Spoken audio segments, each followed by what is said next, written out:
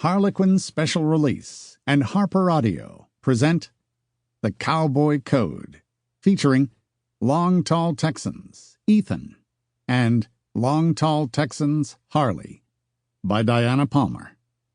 Performed by Todd Mclaren. Long Tall Texans, Ethan. Dear Reader, I can't believe that it has been over 30 years since my first Long Tall Texans book, Calhoun, debuted. The series was suggested by my former editor, Tara Gavin, who asked if I might like to set stories in a fictional town of my own design. Would I? And the rest is history. As the years went by, I found more and more sexy ranchers and cowboys to add to the collection. My readers, especially Amy, found time to gift me with a notebook listing every single one of them, along with their wives and kids and connections to other families in my own Texas town of Jacobsville. Eventually, the town got a little too big for me, so I added another smaller town called Comanche Wells and began to fill it up, too. You can't imagine how much pleasure this series has given me.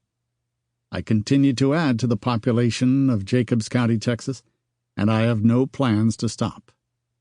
Ever. I hope all of you enjoy reading the Long Tall Texans as much as I enjoy writing them. Thank you all for your kindness and loyalty and friendship. I am your biggest fan. Love, Diana Palmer.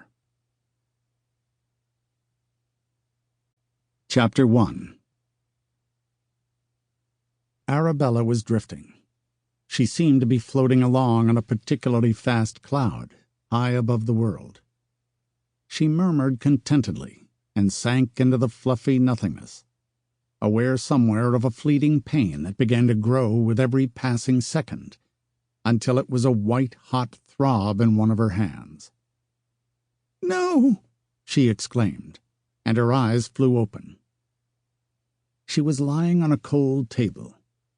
Her dress, her beautiful gray dress, was covered with blood, and she felt bruised and cut all over. A man in a white jacket was examining her eyes. She groaned. "Concussion," the man murmured.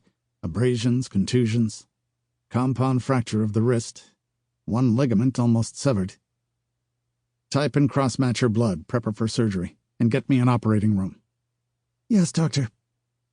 "Well?" The other voice was harsh, demanding, very male and familiar, but not her father's. "She'll be all right," the doctor said with resignation. "Now will you please go outside and sit down, Mr. Hardeman? While I can appreciate your concern," and that was an understatement, the physician thought, "you can do her more good by letting us work." "Ethan." The voice was Ethan's. She managed to turn her head, and yes, it was Ethan Hardeman. He looked as if they dragged him out of bed. His black hair was rumpled, apparently by his own fingers. His hard, lean face was drawn, his gray eyes so dark with worry that they looked black.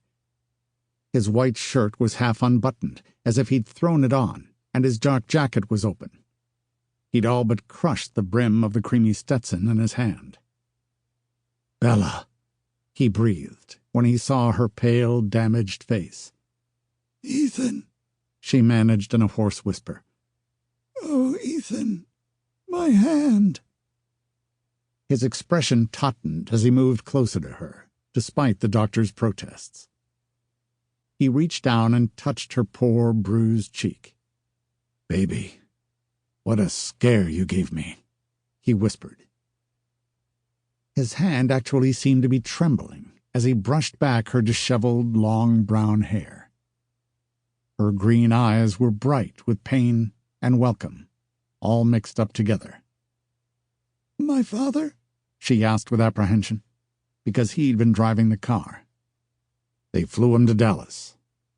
He had an ocular injury, and they've got some of the top men in the field there. He's all right otherwise." He could Sample complete. Ready to continue?